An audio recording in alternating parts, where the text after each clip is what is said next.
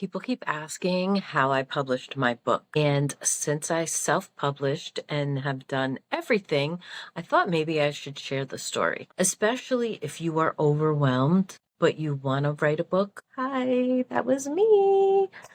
So originally, my book started as journal entries, writing letters to my father, writing essays. It was all part of my grieving and healing journey. And then I would read it to friends. I had a small writing group that I would share my different essays with, and they were like, this needs to be in a book. People need this for healing. This could help so many people. So I kept saying I was going to do a book, and I would get so overwhelmed because I'm like, oh my gosh, that sounds like a huge thing. So instead, I had this idea that I would start it as a blog series, which I did. And you can find it on gingerfunksblog.com. Gingerfunk's blog, it became a weekly series. Let me tell you, I scrambled because I wasn't really ready to do that either. So I tried to break it down and pair one letter with one essay, and I would share that each week. I put it on my regular blog. I put it on my Medium blog. And then I decided I wanted to record the audio. So I started a podcast on Spotify. So I learned how to do all the RSS so that it's not only on Spotify for podcasters. That's the program I use. So it's on Spotify, but then it goes out to iHeartRadio, Apple Music. I don't even know where it is. I'm not going to lie. I just threw it out there everywhere. I did keep a spreadsheet of all my links, though, along the way. Then from there, I found Riverside, which is an amazing podcasting tool that I'm using right now. I love it because this isn't even to plug it, but it could be. I love it because it's got built-in AI tools, super user-friendly, and it does so much of the editing work for you. And you can create TikTok Reels, Instagram Reels, Facebook. You can make YouTube, and it literally just has different settings. You can be like, yeah, do this, do this, do this.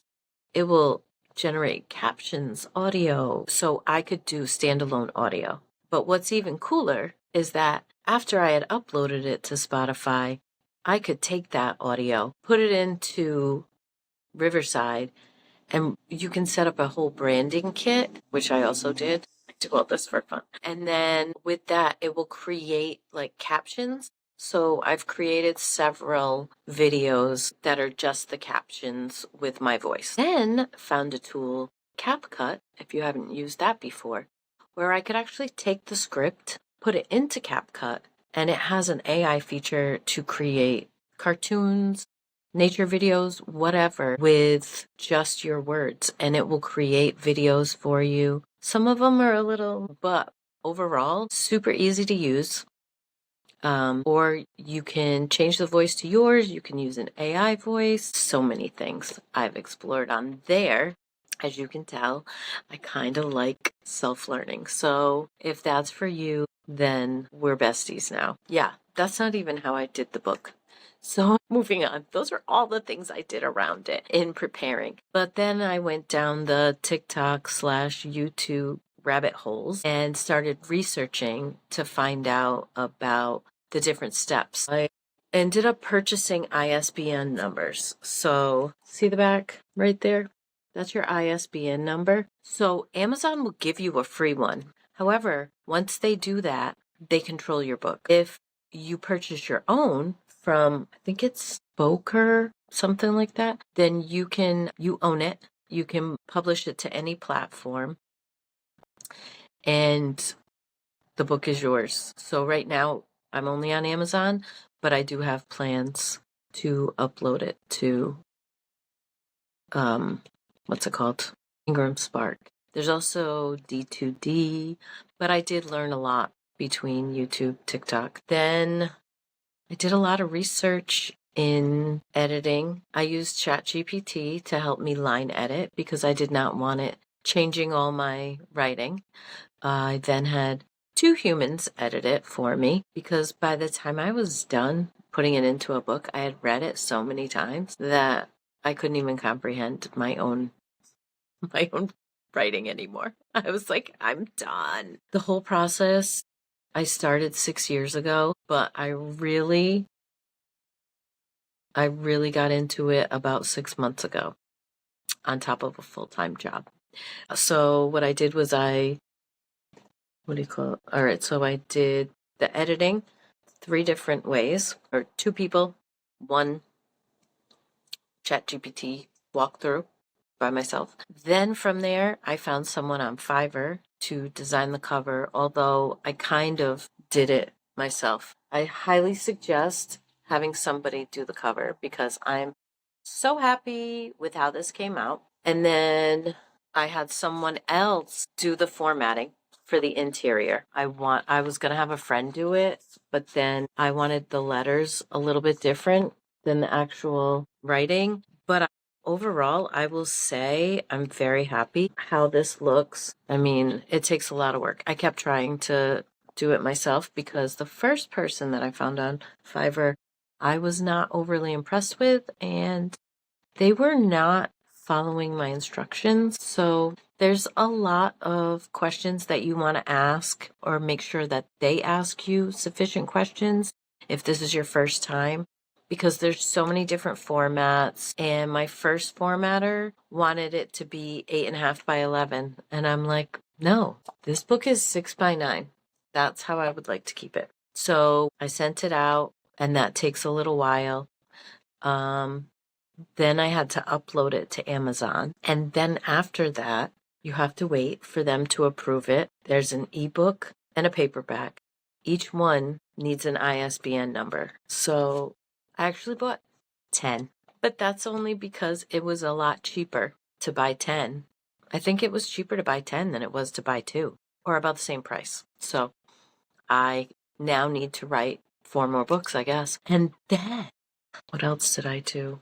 I created my own A+ content. Not sure that it's the best, top of the line. I could have paid someone to do that, but I did use ChatGPT to help me.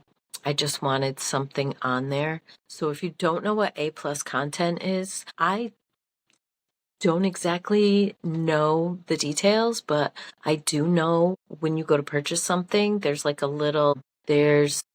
little descriptions. So Amazon has actual templates. So when you go in to do your A+ content, you just upload some photos, and then I use ChatGPT to help me with the descriptions and things like that. So it's there. I'm still working on getting reviews, although I do know it's very important.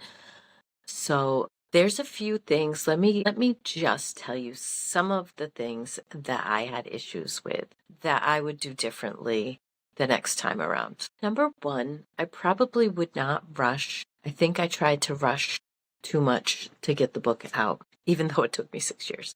When it came down to it, I definitely rushed putting it together. And I think next time I would have taken a little more time and got a few proofs and asked a few people to proof it for me. Because when you look at it so many times, you just get sick of it. And you're like, okay, fingers crossed, I hope it comes out good. Maybe not everybody's that way, but by the time I finished, my brain was just on overload because I have ADHD and I don't know what else. But I will tell you, I get very hyper-focused and very determined. So nothing was stopping me from getting this out there. Some other things I would do differently.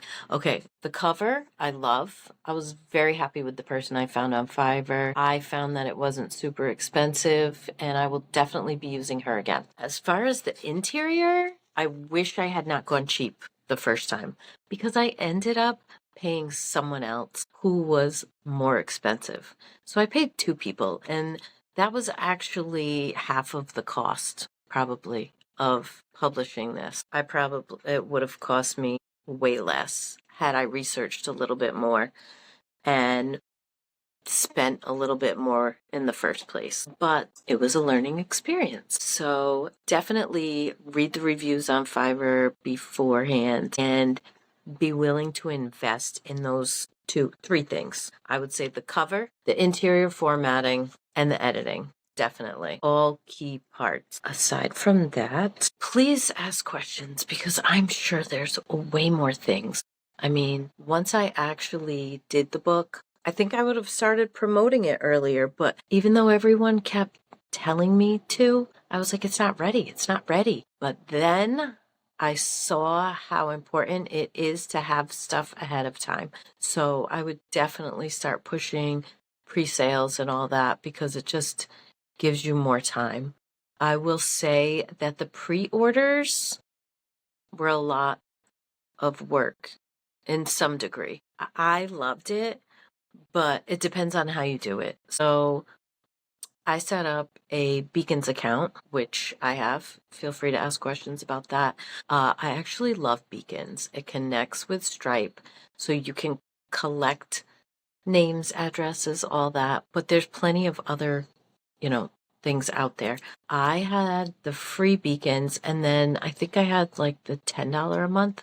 But once I started getting pre-orders and I was ready to, I upgraded to the $30 a month because I knew that it was less fees and things like that. Once you pay the $30, they don't take any of the other fees. So that was worth it. It collects all the information that you need. It will even do stuff for your taxes and everything, which I set up an LLC for my book before it was published so that I can collect everything under that. And what else did I did a lot of stuff.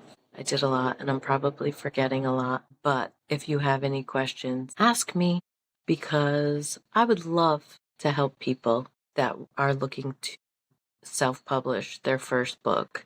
It's a lot of work, but it's totally worth it. And especially if you enjoy learning how to do these things, like I'm all about it. I love learning all the steps. And if you don't, I can help you do them. Make sure you comment below, or if you have self-published a book, tell me what steps you went through. Did you only do Amazon? If you want to do it that way, that's fine too. I just didn't want them to have my writing. Thanks for listening, and let me know so I can make more videos about all the different things. Thanks for watching. Again, this is me, Alyssa Butson, also known as Ginger Funk. I'm on TikTok, Instagram, Tumblr. I got a blog, Beacons. I'm all over the interwebs. That's all I know. And I am more than happy to help. So give me a follow, like, share, comment. Let me know what else you want to learn about. Because this noggin's full of stuff. And I love sharing information. Thank you for watching.